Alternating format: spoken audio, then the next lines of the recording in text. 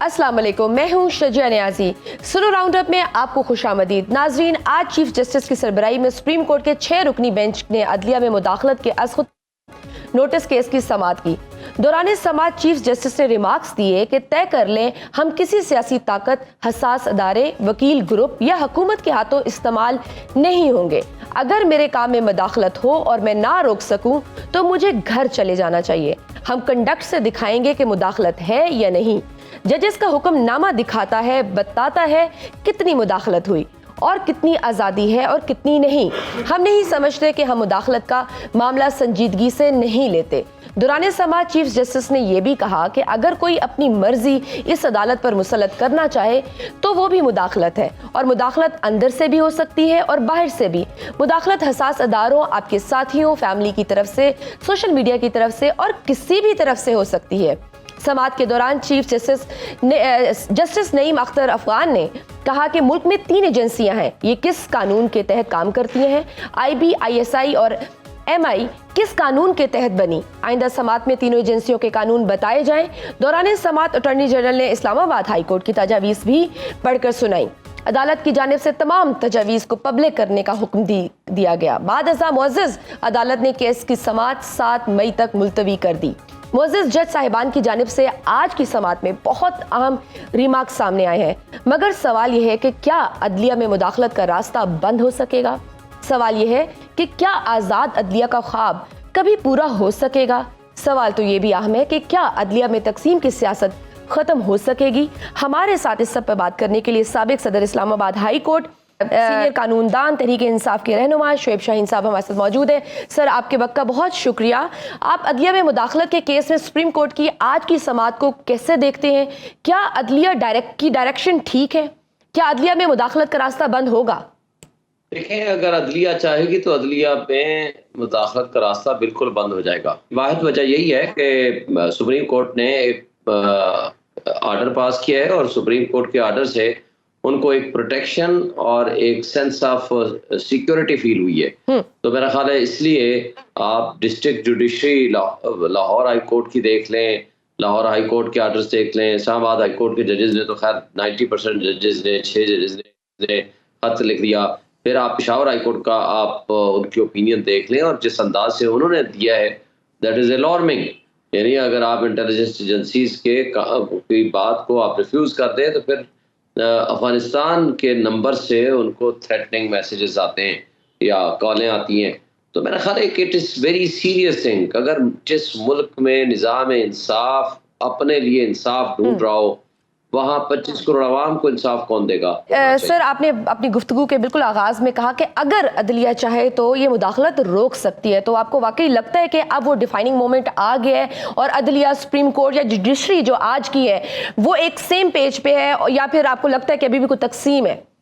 देखिए, तकसीम तो बड़ी वाज़ेह नज़र आ रही थी। सारी जुडिशरी एक तरफ है, मगर जस्टिस काजी फाइसा साहब के रिमार्क्स जो इंडिकेट करते हैं वो थोड़े से ज़रा कंजर्वेटिव थे टू दैट एक्सटेंट। वो लिबरल इंटरप्रेशन को नहीं कर रहे थे कि आज कुछ भी नहीं हो रहा। हालांकि तमाम जजेस ये कह रहे हैं कि ऑन गोइंग प्रोसेस है इंटरफेरेंस, और ये ओपन सीक्रेट है कि जो हमारी इंटेलिजेंस एजेंसीज हैं वो अदलिया में मुदाखलत कर रही हैं। ये बात तो सारे जजेस ने लिख के दिया, तो लेकिन चीफ जस्टिस साहब उसको प्रॉपरली आई थिंक इंटरप्रेट नहीं कर रहे थे, और ना ही उनको उस तरह ले रहे थे जिस कंटेक्स्ट में और जिस इंटेंट के साथ और जिस ग्रेविटीज के साथ बाकी मुअज़्ज़ज़ जज साहिबान ने उनको लिख के भेजा है। अच्छा, आज की इस समाअत में चीफ जस्टिस ने मुदाखलत की कई शक्लें बयान की हैं। मिसाल के तौर पर जब उन्होंने कहा कि जब हम मॉनिटरिंग जज लगाते हैं या JIT बनाते हैं तो ये भी अदलिया की आज़ादी को कम करता है। आप इस राय को कैसे देखते हैं? देखिए, मैं इससे इत्तेफाक माज़रत के साथ विद रिस्पेक्ट नहीं करूँगा। वजह यह है कि ठीक है, एक मिसाल जो उन्होंने दी है कि एक चीफ जस्टिस किसी लोअर अपने मातहत जज को कहता है कि ऐसे फैसला कर दो कि ये भी मुदाखलत है। बिल्कुल ये मुदाखलत है, ये नहीं होनी चाहिए और ना ही उस जज को मानना चाहिए। एक और चीज़ भी उन्होंने बात की जजेस की तैनाती के हवाले से। उन्होंने कहा जब हम उनकी जजेस की तैनाती करते हैं तो उस वक्त जब हम खुफिया अदारों से रिपोर्ट्स लेते हैं तो हम खुद उन्हें दावा देते हैं मुदाखलत करने की। आप इस रिमार्क्स को या इस आर्गुमेंट को कैसे देखते हैं? اس میں یہ ہوتی ہے دراصل ایک وجہ مین کہ آپ ان سے صرف ایک جنرل رائے مانگتے ہیں اور وہ that has no binding effect. اس کا کوئی بائنڈنگ افیکٹ نہیں ہوتا کہ آپ ضرور اس کو تسلیم کریں. ہاں اگر وہ کوئی ایسی کنکریٹ ایویڈنس کے ساتھ وہ پیش کرتا ہے, اپنی اوپینین دیتا ہے, تو ججز سم ٹائم اس کو کنسیڈر کر سکتے ہیں. مگر اب تو بائی نوٹیفیکیشن پچھلے PDM-1 کی اس میں گورنمنٹ میں شہباز شریف نے تو نوٹیفیکیشن کیا تھا کہ جناب آپ کوئی بھی پروموشن پوسٹنگ ٹرانسفر کی کنسلٹیشن کے بغیر نہیں ہوگی, ان کی مانیٹرنگ ہوگی اور ان کے آرڈر سے ہوگا. تو یہ تو انہوں نے پورے سویلین سپریمیسی کا ستیہ ناش کر دیا. دیکھیں ایک رپورٹ منگوانا جو ان کے پاس کوئی انفارمیشن ہوتی ہیں, کوئی خدا نہ خواستہ کوئی اسٹیٹ کے خلاف کسی سازش میں تو کوئی نہیں, کوئی ایسی انفارمیشن ہے جو ان کے پاس نہ ہو وہ آپ دیں تو وہ that is a separate thing. لیکن میں تو اس میں بھی بلیو نہیں کرتا. ایک ایسا وکیل ہے کہ جس کو آپ کے پاس صبح شام پیش ہوتا ہے, آپ کو نہیں پتا کہ اس کا ریپیوٹ کیا ہے, اس کا کنڈکٹ کیا ہے, اس کی اچھائی اور برائی کیا ہے. اگر آپ اس کو جانتے ہیں تو ہی آپ اس کو ریکمینڈ کرتے ہیں نا. دوسرا ایک اور تاثر یہ دیا جا رہا ہے کہ ہائی کورٹ خود مداخلت کو روک سکتی ہیں. یہ بات ایک درست ہے ٹو سم ایکسٹینٹ کہ ان کو اپنی پاورز ایکسرسائز کرنی چاہیے. مگر دیکھیں نا اسلام آباد ہائی کورٹ میں کتنی انٹرفیرنس ہو رہی تھی, وہ نہیں کر پائے. ان کے ہاں پرابلم سے اور فل کورٹ میٹنگ تک نہیں ہو سکی پچھلے ایک سال میں جو کچھ ہوتا رہا. اس کا مطلب ہے کہ ان کے اوپر اتنا پریشر تھا یا کوئی ایک کا اثر رسوخ اتنا تھا کہ وہ ایک فل کورٹ میٹنگ نہیں کرا سکے اور کوئی ایسا لاہمل نہیں دے سکے جس کے ذریعے اس انٹرونشن کو روکا جا سکے. اچھا, سپریم کورٹ نے ہائی کورٹس کی تجاویز کو پبلک کرنے کا حکم دیا, اور نہ صرف یہ بلکہ انہوں نے کہا کہ یہ جو تجاویز ہیں ہائی کورٹ کی طرف سے یہ صرف تجاویز نہیں ہے بلکہ یہ چارج شیٹ ہے. جی بالکل, اس میں کوئی شک نہیں ہے. یہ چارج شیٹ ہے موجودہ حکومت کے خلاف, انٹیلیجنس ایجنسیز کے خلاف, اسٹیبلشمنٹ کے خلاف. یہ ایک بہت سنجیدہ معاملہ ہے اور اس کو پبلش کرنا بھی اچھی بات ہے. مگر اس پبلش کرنے کے بعد جو ہم یہ کہتے ہیں کہ عمران خان کو پولیٹیکل وکٹمائزیشن کے ذریعے سزا دلائی گئی, اس میں بھی کوئی شک و شبہ نہیں رہ گیا. اور جب ہم کہتے ہیں کہ ہمارے ہزاروں کی تعداد میں لوگوں کو اٹھایا گیا, مارا پیٹا گیا, ان کے گھر توڑے گئے, ان کے بچوں کو اٹھایا گیا, ان کی بیویوں کو تشدد کا نشانہ بنایا گیا, بچوں کو تشدد کا نشانہ بنایا, تو یہ ساری چیزیں سچ لگتی ہیں. جب آپ ایک سیکیور جج, یعنی جو ایک کانسٹیٹیوشن اس کو سیکیورٹی دیتا ہے, اگر اس کے ساتھ یہ ہو سکتا ہے تو عام PTI کے ورکر کے ساتھ کیا کچھ نہیں ہوا ہوگا, آپ اس سے اندازہ لگا لیں. بالکل. جسٹس بابر ستار کے خلاف بھی مہم چل رہی ہے. میڈیا جب بھی کوئی جج بولتا ہے, کوئی پوائنٹ لے کر آتا ہے تو اس کے خلاف میڈیا ٹرائل شروع ہو جاتا ہے یا پھر ان کو ٹارگٹ کیا جاتا ہے. آپ اس کو کیسے دیکھتے ہیں, ان کے خلاف جو مہم چل رہی ہے؟ دیکھیں میں اس کی شدید مذمت کرتا ہوں. جسٹس بابر ستار اور جسٹس اطہر اللہ کے خلاف اس طرح کی موومنٹ چل رہی ہے, اور جسٹس بابر ستار کی جو پرسنل ڈاکومنٹس ہیں فیملی کے, وہ بھی اٹھا کر کے مارکیٹ میں لے آیا گیا. That is very wrong. یہ غلط بات ہے کہ اگر ایک انڈیپینڈنٹ جج ہے, ایک کمپیٹنٹ جج ہے, وہ لوگوں کے لیے اچھا کام کر رہا ہے, اچھا سوچتا ہے, اگر آپ اس کے فیصلے سے متفق نہیں ہیں آپ چیلنج کر لو انٹا کورٹ اپیل کی صورت میں یا سپریم کورٹ میں اپیل کی صورت میں. مگر ان کی ذات پہ اٹیک کرنا, ان کو بلیک میل کرنا, ان کو ہراس کرنا, یہ کسی صورت مناسب نہیں ہے. یہ انکانسٹیٹیوشنل اینڈ انلیگل ایکٹ ہے. ٹھیک ہے شعیب شاہین صاحب, لاسٹ ریمارکس آپ کے لینا چاہوں گی کہ عدلیہ کی آزادی میں آپ کو کیا لگتا ہے کہ سب سے بڑا چیلنج کیا ہے, اور پولیٹیکل گورنمنٹ جس کے ماتحت یہ ساری انٹیلیجنس ایجنسیز ہیں وہ کہاں کھڑی ہے؟ دیکھیں پولیٹیکل گورنمنٹ تو کھڑی نہیں ہے, لیٹی ہوئی ہے. شہباز شریف جو یہ کہتا ہے کہ میں اسٹیبلشمنٹ کی آنکھ کا تارا ہوں, جو محسن نقوی جس نے ایک کرپشن کی بنیادیں قائم کی اور اس نے جس طرح پاکستان کی بنیادی اکائیوں کو نقصان پہنچایا, آئین اور قانون کو توڑا, بنیادی انسانی حقوق معطل کیے, اس کو مسلم لیگ نون والے اٹھا کر کے وزیر داخلہ بنا گئے. تو اس سے آپ اندازہ لگائیں کہ جو PMLN ہے وہ کسی لحاظ سے لوگوں کے ساتھ لوائل اور سنسیئر نہیں ہے. وہ اسٹیبلشمنٹ کی آنکھ کا تارا ہے. انہوں نے مل کے اسٹیبلشمنٹ کے ساتھ اور مقتدرہ کے ساتھ انہوں نے اس ملک کے لوگوں کے اوپر ظلم, تشدد اور بربریت کا ماحول قائم کر رکھا ہے. اس وجہ سے آج شدید نفرت کرتے ہیں پنجاب کے لوگ ان سے, اور زرداری ٹولہ سے سندھ میں نفرت کرتے ہیں. انشاءاللہ وہ وقت قریب ہے کہ خس و خاشاک کی طرح مٹ جائیں گی. صحیح. بہت شکریہ شعیب آپ کے وقت کا، سینئر قانون دان، تحریک انصاف کے رہنما، آپ کے وقت کا بہت شکریہ. ناظرین، پنجاب حکومت کی جانب سے کسانوں کے معاشی قتل عام کا سلسلہ جاری ہے. کسان دوست حکومت کے دعوے کسان دشمنی میں تبدیل ہوتے ہوئے دکھائی دے رہے ہیں. سبز انقلاب کے نعرے لگانے والی پنجاب حکومت کسانوں کے معاشی استحصال پر ڈٹ گئی. پنجاب کے کسان کو جائز معاوضہ دینا تو دور کی بات، آج کسان کے احتجاج کے حق کو بھی جرم بنا دیا گیا. گزشتہ روز پنجاب اسمبلی کے باہر ظلم اور بربریت کی نئی داستان رقم کی گئی. پنجاب پولیس کی جانب سے نہ صرف کسانوں پر بدترین تشدد کیا گیا بلکہ متعدد کسانوں کو گرفتار بھی کیا گیا. زمینی حقائق یہ بتاتے ہیں کہ صوبائی حکومت اپنی ہی اعلان کردہ سرکاری گندم خریداری پالیسی پر بھی عمل درآمد کرنے سے قاصر دکھائی دے رہی ہے. پنجاب حکومت کی جانب سے گندم نہ خریدنے کے فیصلے نے کسان کو آٹا مافیا اور مڈل مین کے حوالے کر دیا. پنجاب کی کسی بھی غلہ منڈی میں کسان سے صوبائی حکومت کے 3,900 روپے مقرر کردہ نرخ پر گندم نہیں خریدی جا رہی. کسان 3,000 روپے سے بھی کم قیمت پر گندم بیچنے پر مجبور ہے. منافع تو دور کی بات، آج پنجاب کا کسان گندم کی پیداواری لاگت پوری کرنے سے بھی قاصر ہے. پنجاب حکومت کی گندم خریداری پالیسی نے کسان کو ذہنی اذیت میں مبتلا کر دیا ہے.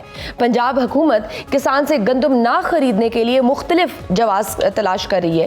کبھی نگران حکومت کی جانب سے ریکارڈ گندم امپورٹ کرنے کے فیصلے کے پیچھے چھپنے کی کوشش کی جاتی ہے تو کبھی پیسے نہ ہونے کا بہانہ بنایا جاتا ہے. کبھی صوبائی حکومت گندم رکھنے کے لیے جگہ نہ ہونے کا جواز پیدا کرتی ہے تو کبھی گندم میں نمی ہونے کا بہانہ بنایا جاتا ہے. سوال یہ ہے کہ پنجاب حکومت کسانوں کا معاشی قتل عام کیوں کر رہی ہے؟ کس کو فائدہ پہنچانے کے لیے کسانوں کا معاشی استحصال کیا جا رہا ہے؟ ہمارے ساتھ موجود ہیں چیئرمین کسان اتحاد خالد بھٹ صاحب. سر، آپ کا بہت شکریہ. یہ بتائیے، گندم کا جائز منافع دینا تو دور کی بات، کسانوں کے احتجاج کرنے کو بھی کل پنجاب اسمبلی کے باہر جرم بنا دیا گیا ہے. کسانوں کو باقاعدہ گرفتار کیا گیا. کیا طاقت کے ذریعے کسانوں کی احتجاجی تحریک کو دبایا جا سکتا ہے؟ جی بہت شکریہ، خاص کر سنو کا بہت شکریہ. آپ یقین کریں کہ جب رات کو ہمیں 3 بجے چھوڑ رہے تھے جو ہمارے کسانوں کو، تو وہ کہہ رہے تھے یار سنو اور یہ ایئر وائی اور 2-3 چینلز نے اتنا تنگ کیا ہوا جس کی وجہ سے ہم آپ کو رہائی دے رہے ہیں. آپ یقین کریں کہ کل ہم پرامن تھے، پرسوں رات سے کریک ڈاؤن شروع تھا. پورے ضلعوں میں ضلعی صدر، جنرل سیکٹری کو 20 دن کے لیے جیسے دہشت گردوں کو بند کرتے ہیں پہلے ہی 1 دن بند کر دیا تھا. اس کے باوجود بھی ہم نے بڑی کوشش سے ہم لاہور پہنچے، داتا دربار ہم سارے اکٹھے ہوئے اور وہاں سے ہم داتا دربار سے پیدل جب جی پی او چوک پہنچے تو ہم پرامن تھے، پیدل تھے، بچے تھے، ہماری بہنیں تھی، بیٹیاں تھی، ہم سب لوگ کسانوں کے ہم ساتھ تھے. جیسے ہم جی پی او چوک پہ پہنچے تو ہمیں تو اندازہ بھی نہیں تھا کہ اتنی طاقت کے ساتھ وہ کسانوں پہ ٹوٹ پڑیں گے. انہوں نے جی جیسے ہم پہنچے اتنا تشدد، لاٹھیاں، کسان گر گئے، بچے گر گئے اور ایسا مار رہے تھے. اور یہاں تک کہ ایس پی لیول کے لوگ، ایک سپاہی لیول تھی، میں نے ایک ایس پی لیول کے بندے کو دیکھا جو ایک بزرگ کو ڈنڈے مار رہا تھا. میں تو حیران ہو گیا کہ یہ ظلم اس گورنمنٹ، پنجاب گورنمنٹ یہ کرنے جا رہی ہے. جس طرح ہمارے ساتھ ظلم ہوا، انشاءاللہ ہم ایک لائحہ عمل تیار کر رہے ہیں. ہم پوری تیاری کے ساتھ اب ہم نے یہ پلان کیا ہے کہ جو پنجاب گورنمنٹ نے ہمارے ساتھ ظلم کیا، اللہ گواہ ہے کہ اگر ہم آگے سے ریئیکشن کرتے تو سانیہ ماڈل ٹاؤن سے ایک نیا سانیہ جنم لیتا. لیکن ہم نے اپنے کسانوں کو روکے رکھا، ہم نے پرامن رہے، لاٹھیاں کھاتے رہے، ہم نے آگے سے ریئیکشن نہیں دیا. اچھا بھٹ صاحب، آج بھی پنجاب حکومت یہ پینٹ کرتی ہے یوزلی کہ وہ کسان دوست ہیں، وہ کہتے ہیں کہ ہم کاشت دوست ہیں، کسان کارڈ لے کر آ رہے ہیں. اور آج صوبائی کابینہ کے اجلاس کی صدارت کرتے ہوئے مریم نواز صاحبہ نے کہا کہ ہم آڑتی اور مڈل مین کو استحصال نہیں کرنے دیں گے کسان کا. اور انہوں نے کہا کہ میری نیت ہے کہ اللہ کے مخلوق کے لیے روٹی سستی ہو. آپ کو کیا لگتا ہے، آپ اس بیان کو کیسے دیکھتے ہیں اور پنجاب حکومت کی پالیسی کو آپ کس طرح سے دیکھ رہے ہیں؟ یہ کیا صرف لفاظی ہے، پریکٹیکلی کچھ بھی نہیں ہے؟ مریم صاحبہ آپ یہ بتائیں کہ آپ نے ہمارے سے گندم 3900 کا ریٹ رکھا، مڈل مین نے 2200 میں، جنوبی پنجاب کی 60% گندم مڈل مین نے اور فلور مل نے خرید لی ہے. مریم صاحب آپ کو یہی نہیں پتا، 60% گندم 2200 سے لے کے 3000 کے اندر گندم اس مڈل مین نے خرید لی ہے. آپ ظلم دیکھیں کہ ہم سے 2800 میں خریدی ہے، فلور مل والا گورنمنٹ کو کہتا ہے کہ میں نے 3900 کی خرید لی. کل جب وہ آٹا بیچنے جائے گا تو پہلے دن ہی فلور مل والے کو ایک من پہ ابھی بھی 1200 روپے بغیر آٹا بنانے کے اس کو گندم سے ہی بچ گیا ہے. تو مریم صاحبہ کیسے کہ آپ غریب کسان کو فری آٹا سستا آٹا دے رہی ہیں؟ آپ 70% کسان کے ساتھ بھی ظلم کر رہی ہیں. اور جو 250 کی گندم خریدی ہے فلور مل نے وہ آج آپ کو 3900 کی بول رہا ہے اور وہ آٹا کل 5000 کا بیچے گا. نہ میرا کسان محفوظ آپ کے ظلم سے رہا نہ غریب آٹا خریدنے والا اس ظلم سے محفوظ رہا. دونوں کے ساتھ ظلم کر دیا آپ نے. 29 دسمبر کو آرمی چیف صاحب اور نے کہا کہ کسانوں کو بلاؤ ہم سننا چاہتے ہیں اور ہم مل کے آپ کے ساتھ کام کرتے ہیں. 29 دسمبر کو 2023 میں ہم نے ایک کسان کنونشن رکھا جس میں تمام صوبے کے چیف سیکرٹری پاور فوڈ سب موجود تھے. تو جب میں نے سپیچ کی کیونکہ میری سپیچ کے بعد آرمی چیف کی سپیچ تھی تو میں نے آرمی چیف صاحب کو بولا کہ آرمی چیف صاحب آپ نے ڈالر والے چور تو پکڑ لیے, وہ تو بڑے مشکل چور تھے, میرے چور بہت آسان ہیں, اگر آپ اجازت دیں تو میں اپنے چوروں کے بارے میں بتا دوں. تو آرمی چیف نے کہا جی بتائیں. تو میں نے کہا میرے جو چور ہیں وہ بہت ایزی ہیں, وہ چاروں chief secretary food, secretary agriculture, یہ ہمارے اور سیکرٹری پاور, یہ میرے ساتھ چور ہیں. اگر آپ ان کو پکڑ لیں گے تو میرا کسان جو ہے نا خوشحال ہو جائے گا. تو پھر آپ آج کیوں نہیں بات کرتے ایس اے ایف سی سے کہ وہ مداخلت کریں؟ آرمی چیف سے کیوں نہیں کہہ سکتے؟ اسٹیبلشمنٹ سے کیوں نہیں کہتے کہ وہ مداخلت کریں؟ کیونکہ قومی اسمبلی ہو یا صوبائی اسمبلی, حکومتی ارکان ہو یا اپوزیشن, سب احتجاج کر رہے ہیں لیکن ان کی بات نہیں سنائی دی جا رہی اور آپ لوگ بھی احتجاج کریں, اس کے باوجود اس پالیسی پہ نظر ثانی نہیں کی جا رہی. تو آپ کو لگتا ہے کہ آرمی چیف آپ کا یہ مسئلہ حل کر سکتے ہیں؟ وہ واحد شخصیت ہے. سپیچ میں میں نے آرمی چیف سے جب کہا میری سپیچ میں نے کہا آرمی چیف صاحب مافیا ہے. آرمی چیف صاحب نے جب تقریر کی اس نے کہا خالد صاحب مافیا نہیں ہے, یہ مافیاز ہیں. تو میں آرمی چیف سے اپیل کرتا ہوں, میں ایک آپ کو مثال دیتا ہوں اور پوری میڈیا کے سامنے آرمی چیف اور پوری انٹیلیجنس کے آپ نے 40 ارب کی گندم خریدنی ہے, ایک سابقہ ایم پی اے, ایک حکومت کا سابقہ ایم پی اے اور ایک ڈی سی مجھے بلائیں, میں ان کا نام دیتا ہوں, خدا کی قسم ان کو پکڑے 40 ارب روپے وہ دے دیں گے. 2 بندے 40 ارب روپے 2 بندے دے دیں گے. اگر میں یہ ثابت ان پہ نہ کر سکا تو مجھے جو مرضی سزا دو. اچھا, حکومت کی جانب سے بھٹ صاحب کچھ تجاویز بھی سامنے آ رہی ہیں. حکومت کسان کو 400 سے 600 روپے سبسڈی دینے پر بھی غور کر رہی ہے. کیا سبسڈی سے کسان کا مسئلہ حل ہو سکتا ہے؟ دیکھیں جی, آپ نے بھی دیکھا ہوگا کہ مریم صاحبہ نے 44 ارب روپے کا آٹا غریبوں کو بانٹا ہے. میں کہتا ہوں کہ ان کی بیوروکریسی ہمارے ساتھ بیٹھ جائے. یہ ایک وہ پیسے دیتے ہیں جو بیوروکریسی اور سیاستدان مل کے کھا جاتے ہیں. آج بھی پاسکو کی بوری سندھ میں 800, پنجاب میں 600 روپے میں آڑتی خرید رہا ہے اور وہ 3000 میں گندم خریدتا ہے, 500 روپے 400 روپے اس کو بچ رہا ہے. آج بھی پاسکو شرعام بوریاں بیچ رہا ہے, کسی کسان کو نہیں دے رہا. میں آرمی چیف صاحب, انٹیلیجنس ادارے, نیب, کون کس کو کہیں کہ آپ ان کو پکڑیں؟ میں نے 2 بندوں کی مثال دی ہے. 2 بندوں سے پنجاب کی گندم خریدی جا سکتی ہے, 2 بندوں سے. اور اگر میں ثابت نہ کروں تو مجھے جو مرضی سزا دے دیں. اتنا ظلم ہو رہا ہے کرپشن. اچھا بھٹ صاحب, کھاد پر حکومت سبسڈی دینے کی بات کرتی ہے لیکن نہیں ملتی, بیج پر سبسڈی نہیں ملتی, لیکن اب اگر وہ کہتے ہیں کہ کیش کی فارم میں سبسڈی ہم دے دیں تو پھر کیا کوئی بات بن جائے گی؟ مل سکتی ہے؟ نہیں جی, ہمیں کسانوں کو بھیک بالکل نہیں چاہیے, لیکن میں کہتا ہوں کہ صوبوں کو کھول دیں. پنجاب گورنمنٹ ساری فیڈرل گورنمنٹ کے ساتھ کہے کہ گندم آپ جس مرضی صوبے میں بیچ لیں. اب جنوبی پنجاب مریم صاحبہ بک گیا ہے, گندم بک گئی ہے, 1 مہینہ. بالکل, یہ پرپوزل بھی زیر غور ہے. آپ کو لگتا ہے کہ اسے مسئلہ حل ہو جائے گا اگر گندم کی نقل و حمل سے کھول دیا جائے, اگر جاری کر دیا جائے, افغانستان کا بورڈر کھول دیا جائے, سپوز کے پی کے کا کھول دیا جائے, بلوچستان کا کھول دیا جائے, یو تھنک کہ اس سے یہ مسئلہ سالو ہو جائے گا؟ 200-300 روپے کا ریٹ اوپر چلا جائے گا, 200-300 روپے ریٹ اوپر چلا جائے گا. میں مریم صاحبہ سے اور پرائم منسٹر سے ابھی بھی ریکویسٹ کرتا ہوں کہ زراعت کی ایمرجنسی ڈکلیئر کر دیں.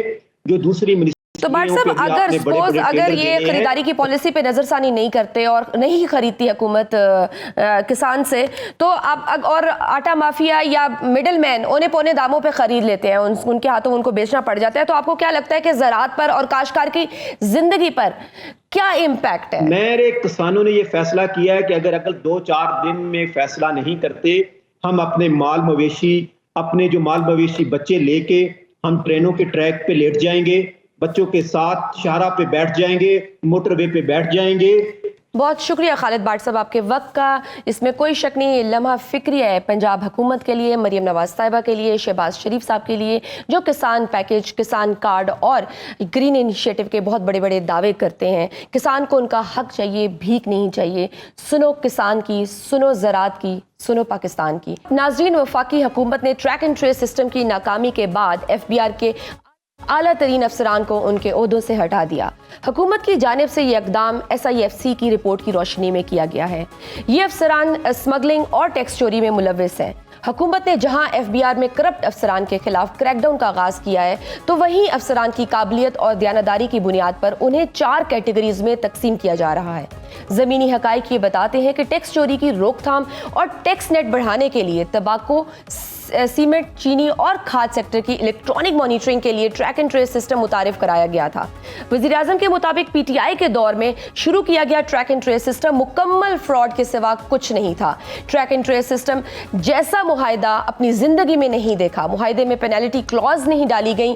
ٹریک اینڈ ٹریس سسٹم کے ذریعے کھربوں روپے کی آمدنی ہو سکتی تھی، مگر مجرمانہ غفلت اور ملی بھگت سے سسٹم کو برباد کیا گیا ہے۔ ٹریک اینڈ ٹریس سسٹم کی ناکامی سے متعلق تحقیقاتی رپورٹ کے مطابق صنعتی شعبے کی مزاحمت، بیوروکریسی کی نااہلی اور لائسنس رکھنے والی کمپنی کی ناتجربہ کاری کی وجہ سے یہ سسٹم ناکام ہوا ہے۔ رپورٹ میں یہ بھی بتایا گیا ہے کہ ٹریک اینڈ ٹریس سسٹم میں ثالثی، آڈٹ اور جرمانے کی دفعات شامل نہیں کی گئیں، جبکہ سسٹم کے تحت ٹیکنالوجی کی منتقلی بھی نہیں کی گئی۔ تحقیقاتی رپورٹ میں یہ تجویز بھی پیش کی گئی ہے کہ ایف بی آر کی پیداواری، ڈیٹا اور سیلز ٹیکس کا جائزہ لینے کی صلاحیت بڑھائی جائے۔ ٹریک اینڈ ٹریس سسٹم پر عمل درآمد کے لیے ٹاسک فورس بنائی جائے۔ وزیر اعظم یا وزیر خزانہ کے دفتر سے ٹریک اینڈ ٹریس سسٹم کی نگرانی کی جائے۔ سوال یہ ہے کہ کیا ٹریک اینڈ ٹریس سسٹم واقعی فراڈ تھا؟ سوال یہ ہے کہ ٹریک اینڈ ٹریس سسٹم کی ناکامی کا ذمہ دار کون ہے؟ سوال تو یہ بھی اہم ہے کہ ایف بی آر کے چند افسران کے خلاف کارروائی سے ٹیکس کا نظام ٹھیک ہو سکتا ہے؟ ہمارے ساتھ موجود ہے ماہر معاشیات، سابق چیئرمین ایف بی آر شبر زیدی صاحب۔ سر، آپ کے وقت کا بہت شکریہ۔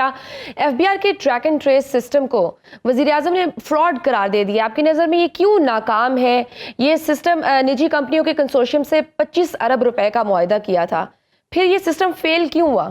بسم اللہ الرحمن الرحیم۔ دیکھیں، پہلی بات تو یہ ہے کہ وزیر اعظم کو اتنا ایبرپٹ بیان نہیں دینا چاہیے، اور نہ یہ وزیر اعظم کی لیول کی بات ہے کہ وہ ٹریک اینڈ ٹریس سسٹم کے بارے میں بات کریں۔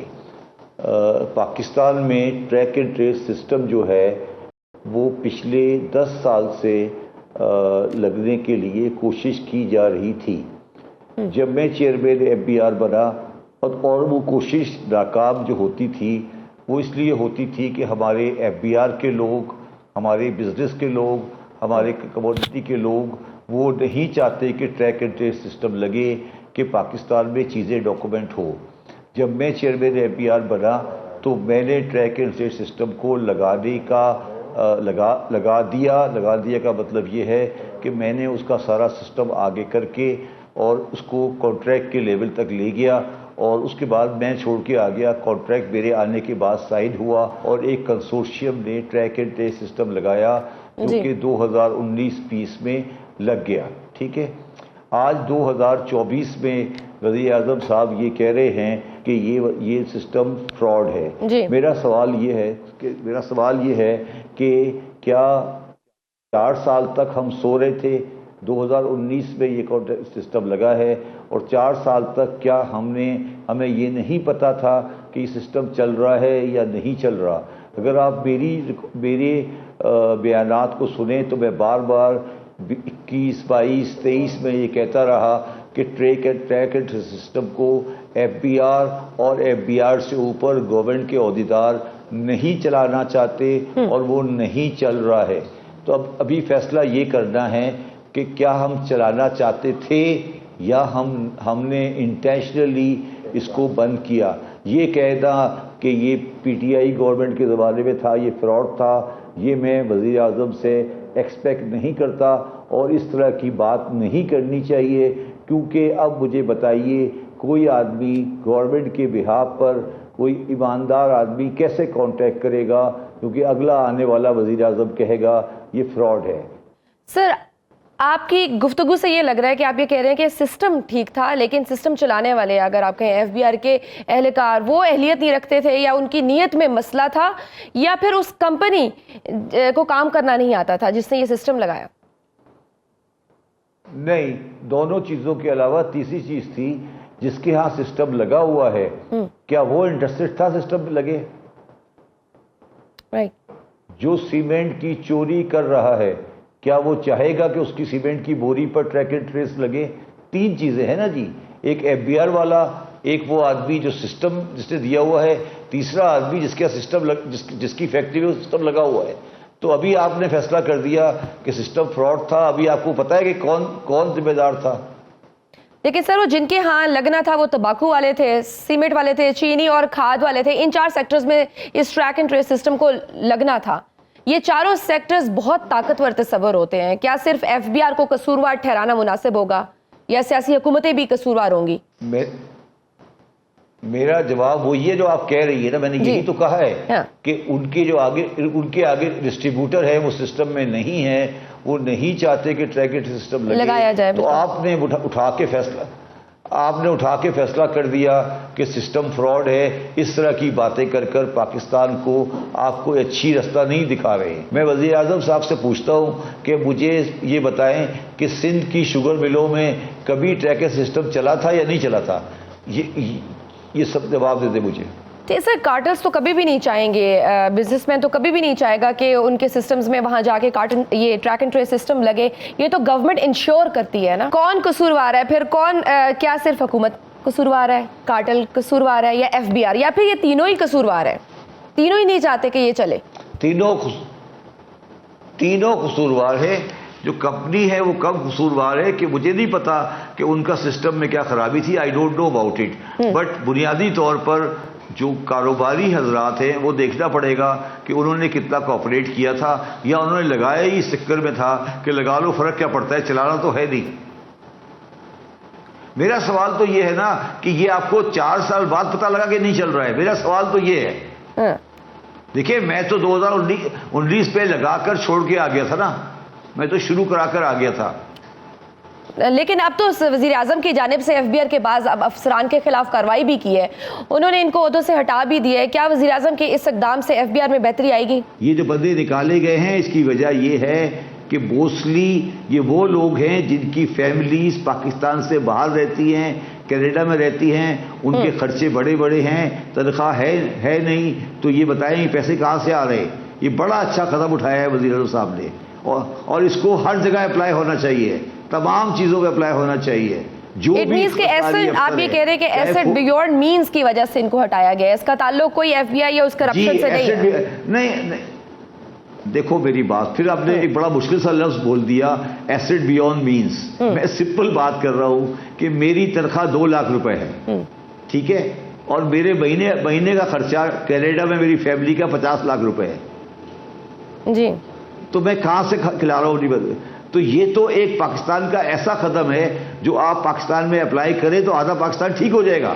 ठीक है सर, बुनियादी तौर पर जब ये एक्शन बेसिकली एजेंसीज रिपोर्ट की बुनियाद पे लिया गया था, तो ये जो कैटेगरीज अब बना ली गई हुई हैं, A category, B category, C category या डी, तो ये आपको कैसी लगती है ये पॉलिसी कि ऑफिसर्स को जो ए कैटेगरी के उनको ए कैटेगरी में, जो ऑनेस्ट है, कॉम्पिटेंट है, वो ए कैटेगरी में जाएगा, उससे नीचे जो होगा वो बी में, फिर उससे नीचे वो सी में, और डी को निकाल दिया जाएगा।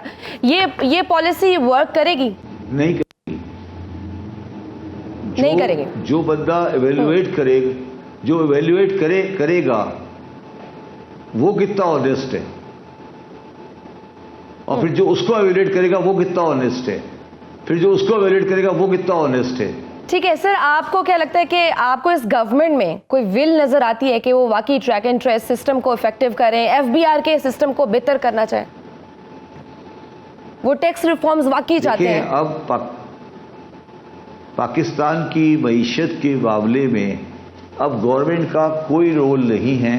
अब गवर्नमेंट ने वही करना है जो उनको IMF कहेगा। अब पाकिस्तान के दाने मुक गए हैं, अब उनके पास अय्याशी का टाइम नहीं है। ये चाहें या नहीं चाहें, انہیں ہر کریکشن کرنی پڑے گی جو پاکستان کے لیے ضروری ہے. اگر یہ نہیں کریں گے تو پاکستان تباہ ہو جائے گا اور پاکستان کی معیشت بالکل گڑھے میں چلی جائے گی. اب ہمارے پاس غلطی کی گنجائش نہیں ہے. ٹھیک ہے, آپ نے آئی ایم ایف کی تو بات کر دی سر, SIFC کے رول کو آپ پاکستانی معیشت میں کیسے دیکھ رہے ہیں؟ دیکھیں, میں اس کے بارے میں زیادہ کمنٹ نہیں کرتا کیونکہ جو SIFC ہے وہ ایک ہے اچھا فورم ہے, مگر اس کو بھی فارملائز کرنا پڑے گا. یہ لانگ ٹرم کا اس کا دیکھنا پڑے گا, آئینی شکل دینی پڑے گی. ایسے اس طرح سے چیزیں جنرلی معاشروں میں ٹرسٹ ڈیولپ ہونے میں ٹائم لگتا ہے کہ باہر والے ملکوں میں جب میں انویسٹر کو بولوں گا کہ آپ پاکستان میں انویسٹ کریں تو وہ دیکھنا پڑے گا. مطلب اس پہ ہر آدمی بہت اچھی باتیں کرتا ہے, ڈر کے بارے, خوف کے بارے, مگر میں اس طرح کا آدمی نہیں ہوں. سر, عالمی ادارے بارہا ریٹیلرز پہ کہتی رہی کہ ریٹیلرز پہ ٹیکس لگائیں, لیکن اب جیسے اب ایک اسکیم آئی ہے, حکومت نے تاجر دوست اسکیم متعارف کرائی ہے, اس کے مطابق انہوں نے کہا کہ 31 لاکھ لوگوں کو رجسٹر کرنا ہے, لیکن میڈیا رپورٹس کے مطابق اب تک صرف 105 افراد نے اپنے آپ کو رجسٹر کروایا ہے. یہ ناکامی کیوں امپلیمنٹ نہیں کرا پاتے؟ اسکیمز لے کر آتے ہیں لیکن یہ کر ہی نہیں پاتے. اس طرح سے نہیں ہوگا. یہ تاجر دوست ایپ اور یہ سب لوگوں کو بیوقوف بنانے کی بات ہے. یہ گورنمنٹ کو بیوقوف بناتے ہیں, بیوروکریسی کے افسران اور تاجروں کی انجمنیں بیوقوف بناتی ہے گورنمنٹ کو کہ جب یہ تاجر دوست ایپ بنا دے تو یہ سب بیکار کی باتیں ہیں. آپ کو کرنی پڑے گی جیو فینسنگ کہ دکانیں پہلے یہ تو گر لیں, رجسٹر کرانے سے پہلے یہ تو گر لیں کہ دکانیں ہیں کتنی. ٹھیک ہے سر, IMF کے جو نیا بیل آؤٹ پیکیج ہے یہ پاکستان کی معیشت میں کتنی بہتری لے کر آئے گا؟